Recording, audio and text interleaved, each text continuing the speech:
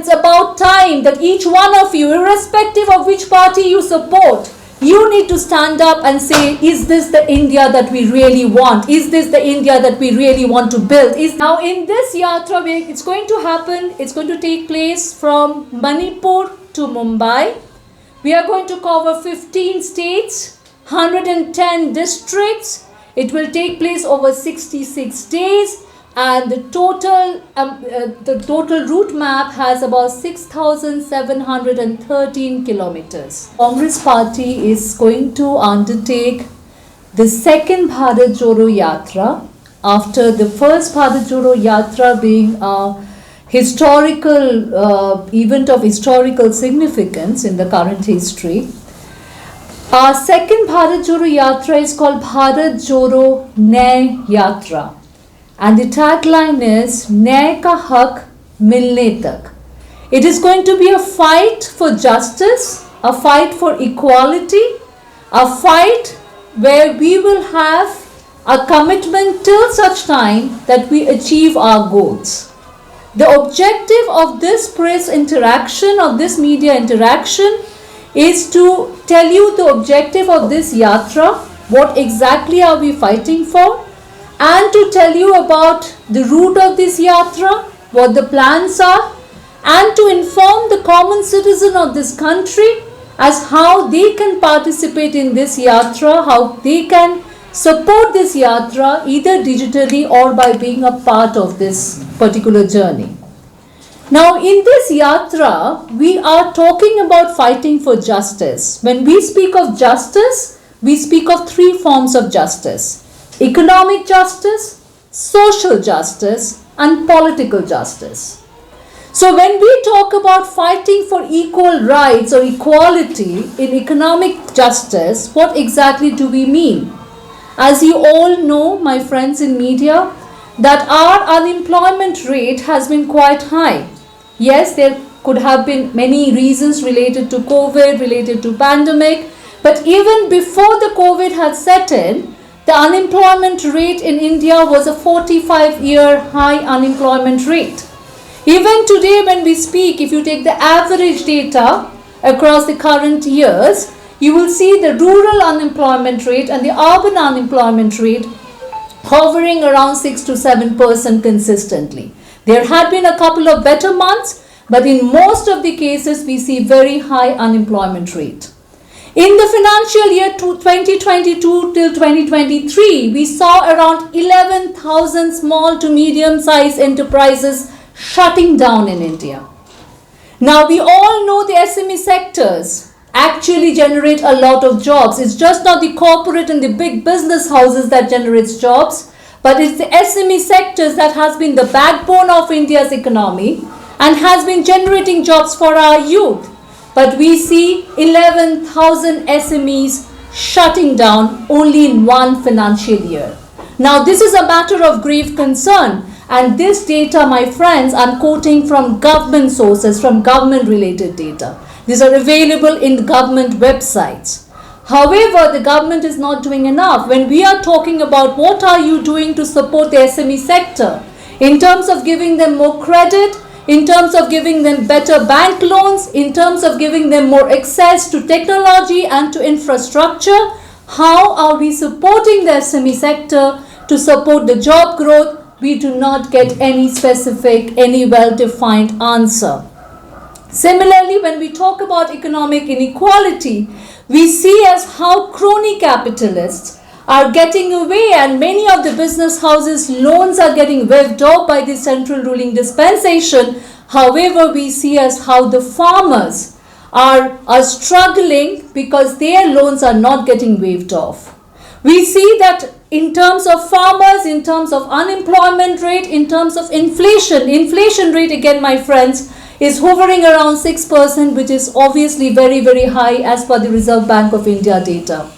Now, the unemployment rate, it is stated that the unemployment rate among the youth, if you look at the graduates who are under 25, and again, it's a government data, the unemployment rate is 42%. That's extremely high.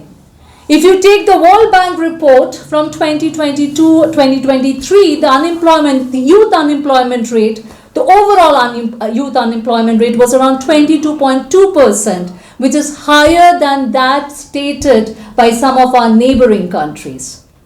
So if we do not talk about unemployment and price rise, we have seen the kind of price rise we have seen in LPG gas cylinders, in fuel, in petrol, in diesel, then we are failing as the principal opposition party in this country, because we are not talking about people's concerns. We are not talking about youth's concern.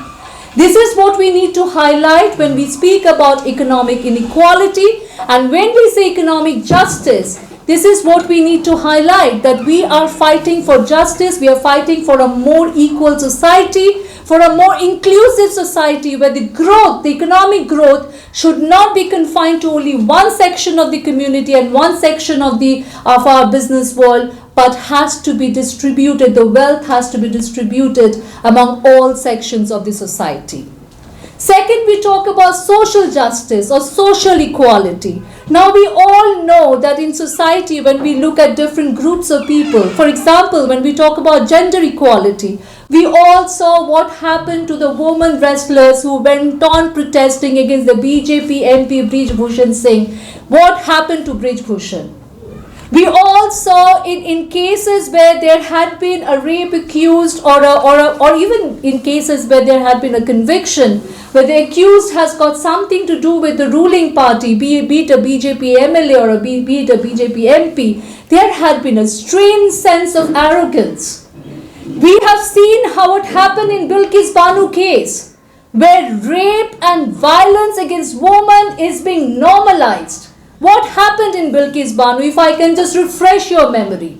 There was this one lady who was identified because of her religious identity, mind you. She was a victim of a hate crime.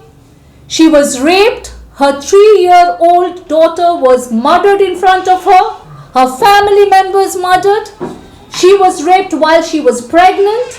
And after that, the rapists and the murderers, 11 of them, who gang raped her and who murdered people in her family, including the 3-year-old daughter, were convicted. They were just not accused.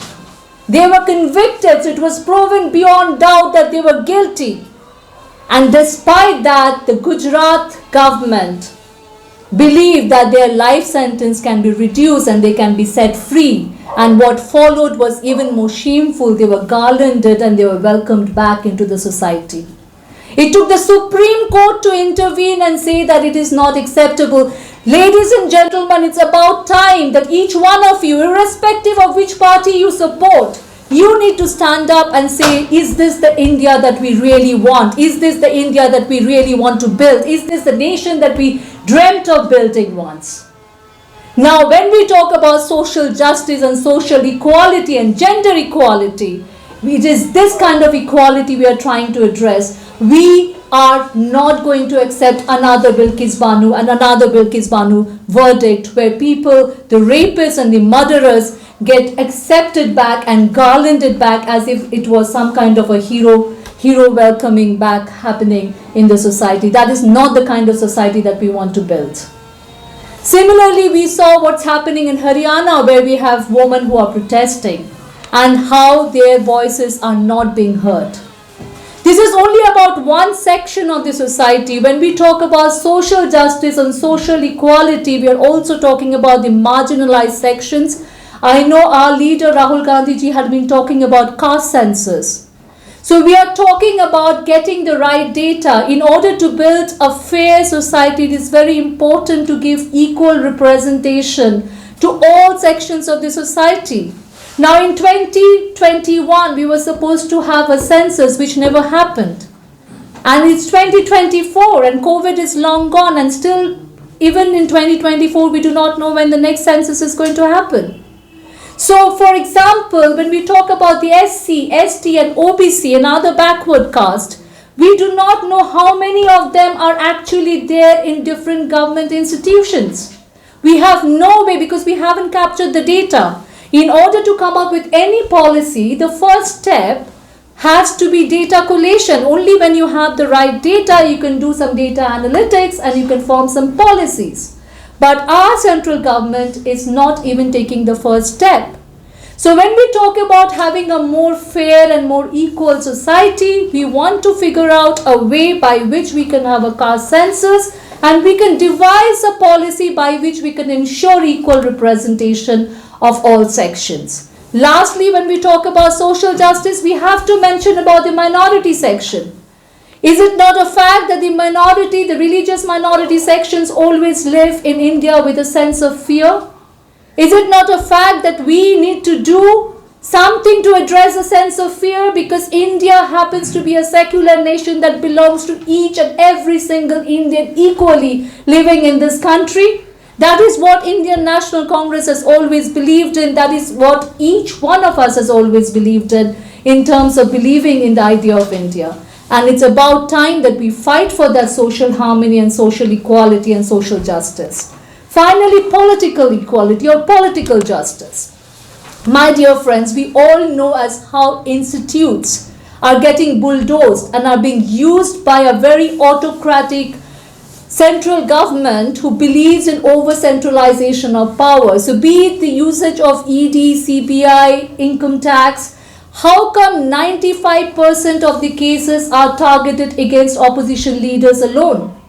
How come a Hemant Vishwa Sharma, Shubhendu Adhikari, Narayan Rane, Ajit Pawar, and the list is never ending. The moment they jump ship and the moment they join BJP, there is a magical washing machine and all the cases get dropped. So is it incorrect to say that this ED, CBI, income tax are nothing but tools of political negotiation being used by the central power? Is it not right that nowadays the panchayat and the nagar palikas, their resources are being cut down because there's an over-centralization of power that is taking place? There is no level playing field. And our fight is for political equality for all political parties and all political formation. We need a level playing field, be it the election commission, be it the investigating agencies. We do not want these agencies to be used as tools of political negotiation, because only when you have a level playing field for all political players, only when you do not have an over-centralization of power, can you have a free and fair system in this country. So that is what we mean when we say political equality or political justice. So our fight is for these three forms of justice: economic justice, social justice, and political justice. And these three forms of justice define the objective of Bharat Jodo Nyay Yatra. Now in this yatra, it's going to take place from Manipur to Mumbai. We are going to cover 15 states, 110 districts. It will take place over 66 days, and the total route map has about 6,713 kilometers.